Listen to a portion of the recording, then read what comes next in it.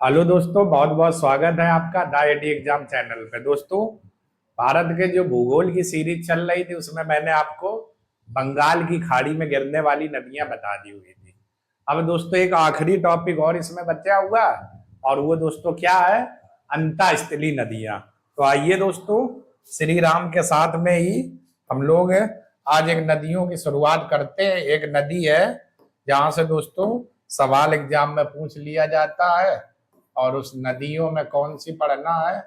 अंतःस्थलीय नदियां। अंतःस्थलीय नदी। अंतःस्थलीय नदी। क्लियर दोस्तों?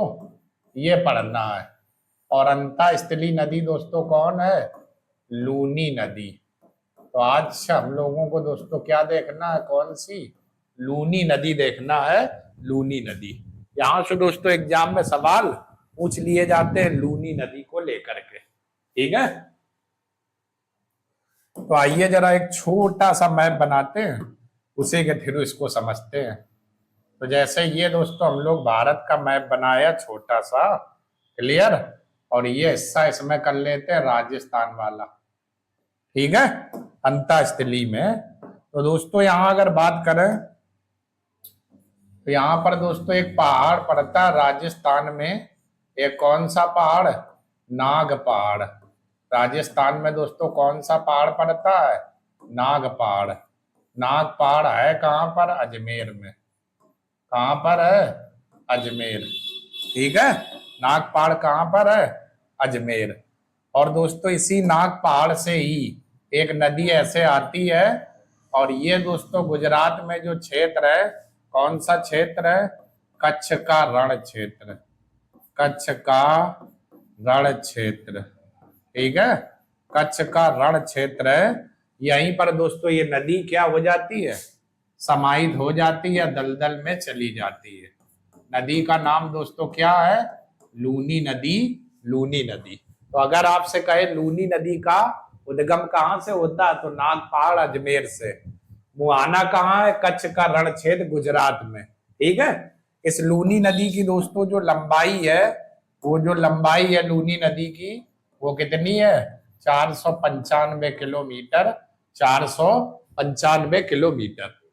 फिर इसके बाद दोस्तों एक सवाल और पूछ सकता है, भारत की सर्वाधिक लंबी नदी कौन सी है? तो भारत की सर्वाधिक लंबी नदी, भारत की सर्वाधिक लंबी नदी है, सर्वाधिक लंबी नदी है।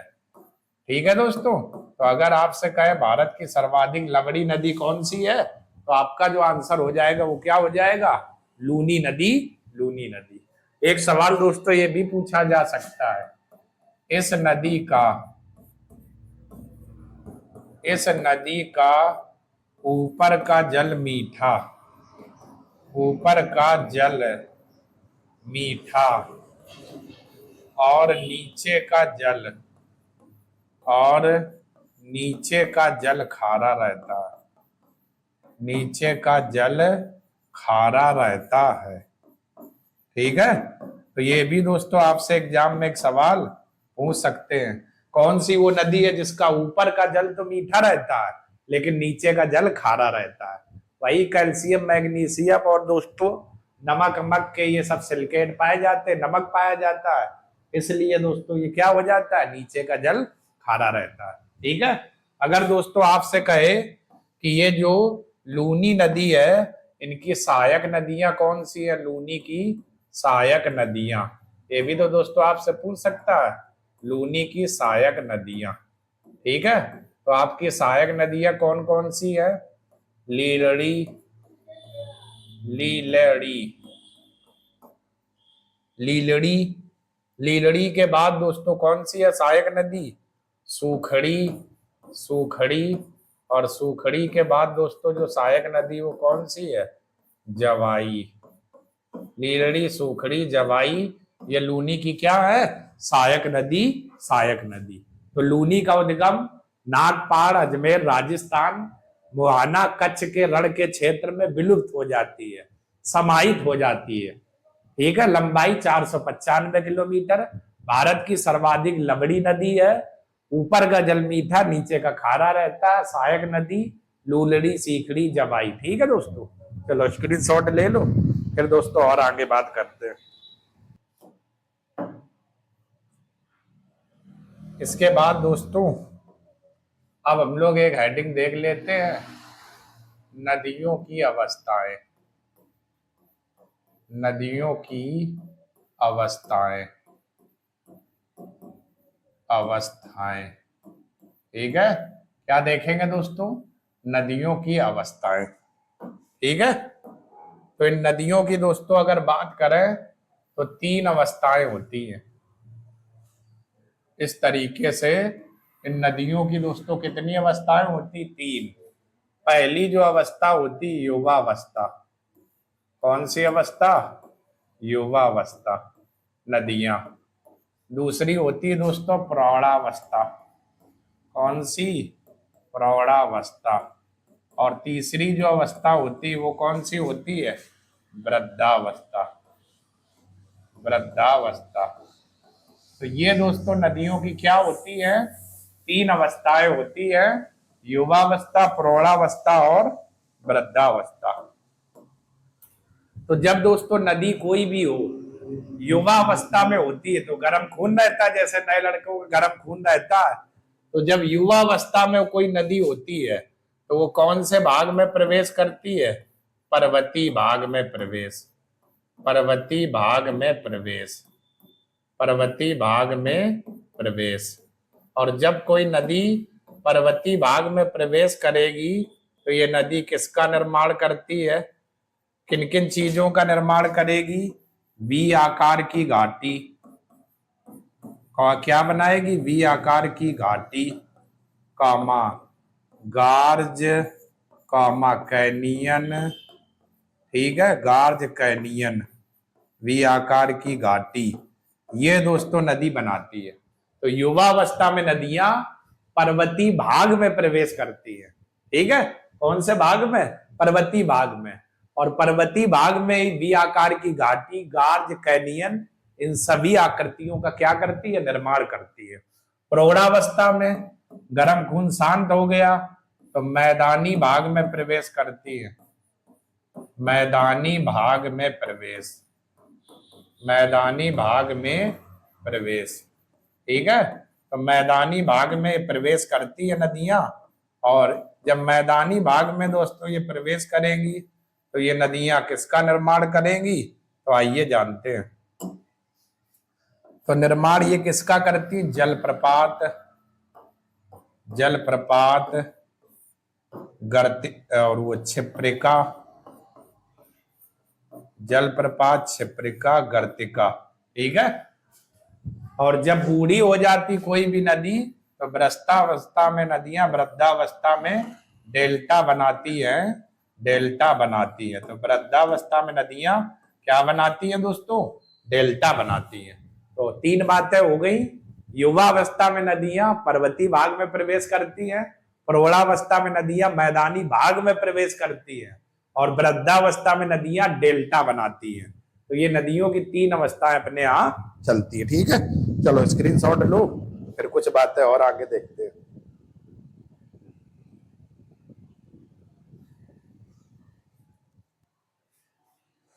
आइए अब दोस्तों भारत की नदियों में कुछ शब्दावलियां देख लेते हैं, या ऐसे देख लेते हैं शब्दावलियां। शब्दावलियां, शब्दावलियां, इस पर बात कर लेते हैं। तो पहली जो दोस्तों शब्दावली है, एक नाम नदियों में सुना होगा, दोआब। ठीक है, तो नदियों में दोस्तों एक शब्द आता है दोआब।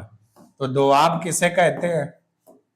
तो दोआब की अगर बात करें तो दोआब किसे कहते हैं? दो नदियों के बीच की भूमि को, दो नदियों के बीच की भूमि को, बीच की भूमि को दोआब कहते हैं। भूमि को दोआब कहते हैं। दो नदियों की जो बीच की भूमि होती है उसको दोस्तों क्या कहते हैं? दोआब कहते हैं। ठीक है। अब दो नदियों के बीच की भूमि का दोस्तों मतलब क्या हुआ? जैसे एक नदी ये दोस्तों ऐसे जा रही है, ये मुख्य नदी हो गई, मुख्य नदी। और इसी मुख्य नदी में दोस्तों एक कोई सहायक नदी ऐसे आकर के मिल गई। और मिलने से दोस्तों क्या होगा? ये जो बीच की भूमि वाला जो पार्ट है, ये जो देख रहे हो, ठीक है, बीच की भूमि, यही दोस्तों पार्ट क्या कहलाता है? दोआब कहलाता है। यही पार्ट दोआब कहलाता है। तो दो नदियों के बीच की भूमि को हम लोग क्या कहते हैं? दोआब कहते हैं। दोआब कहते हैं। ठीक है दोस्तों। इसके बाद दोस्तों अगली जो शब्दावली रहेगी, एक और देख लेते हैं, हैदराबाद। हैदराबाद। तो एक सवाल इस पर दोस्तों हैदराबाद में पूछा जाता है, हैदराबाद किस नदी के किनारे स्थित है? तो मूसी नदी के किनारे। मूसी नदी के किनारे हैदराबाद शहर स्थित है। हैदराबाद शहर स्थित है। मूसी नदी के किनारे हैदराबाद शहर स्थित है। ठीक है। आगे अगर बात करें तो एक दोस्तों और है, उज्जैन शहर। उज्जैन। उज्जैन दोस्तों किस नदी के किनारे स्थित है? क्षिप्रा नदी के किनारे। क्षिप्रा नदी के किनारे। ठीक है। उज्जैन जो शहर है क्षिप्रा नदी के किनारे स्थित है। किनारे स्थित है। तो दो नदियों के बीच की भूमि को दोआब कहते हैं। हैदराबाद जो शहर मूसी नदी के किनारे स्थित है, और उज्जैन जो शहर है वो क्षिप्रा नदी के क्या है? किनारे स्थित है। ठीक है। चलो स्क्रीनशॉट ले लो दोस्तों।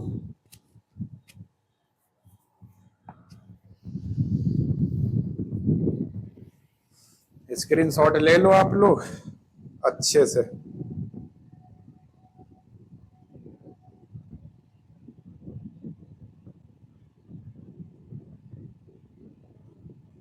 क्योंकि यहाँ से दोस्तों कभी कभार सवाल आ जाते हैं, दोआब किसे कहते हैं, क्या चीजें हैं दोआब, दो नदियों के बीच की भूमि को क्या कहते हैं? दोआब कहते हैं। ये भी सवाल पूछ लिए जाते हैं। तो इसलिए कोई भी चीज गलत मत करना।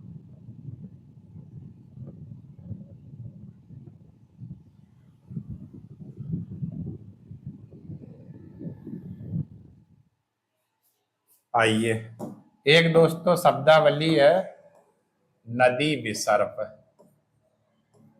नदी विसर्प कौन सी है? नदी विसर्प। ठीक है। इस नदी विसर्ग का मतलब दोस्तों क्या हुआ?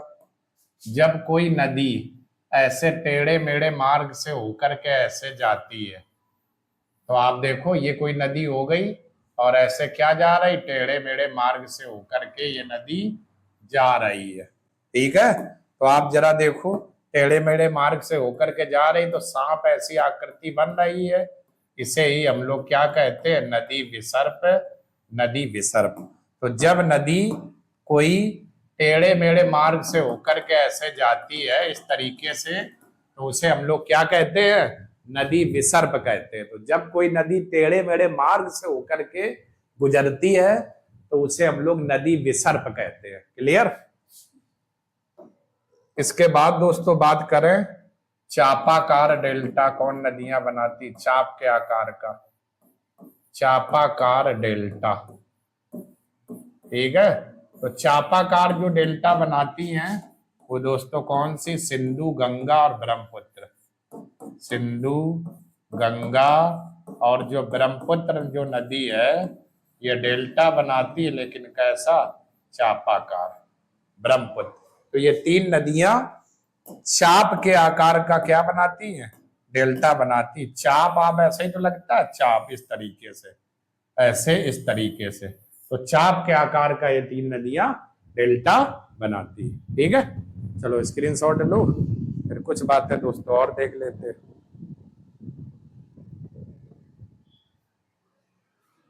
आइए और देख लेते हैं कुछ।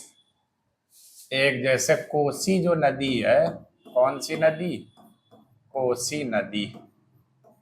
इस कोसी नदी को दोस्तों बिहार का शोक कहते हैं, बिहार का शोक, कोसी नदी को। क्लियर। और दोस्तों अगर आपसे कहे दामोदर नदी, बंगाल का शोक, इसको पहले कहते थे, अब नहीं, ठीक है। तो बंगाल का शोक, ठीक है ना। तो कोसी नदी को बिहार का शोक और दामोदर नदी को बंगाल का शोक कहते हैं। उड़ीसा का शोक महानदी को दोस्तों बोला जाता है। लेकिन अब ये सब बातें होना नहीं है, तो इसलिए 2 पॉइंट ये और दोस्तों ध्यान रखना शब्दावलियों में। अगर आपसे कहे बिहार का शोक किस नदी को कहते हैं, क्यों? क्योंकि ये अपनी नदी मार्ग परिवर्तन के लिए जानी जाती है, मार्ग बदलती रहती है, इसलिए इसको बिहार का शोक कहते हैं। और दामोदर जो नदी थी इसको पहले बंगाल का शोक कहते थे, अब नहीं। अब हो सकता है इसके मार्ग में परिवर्तन ना हो, तो इसलिए इसको अब नहीं कहते। ठीक है, चलो लो स्क्रीनशॉट इन दोनों शब्दों को भी।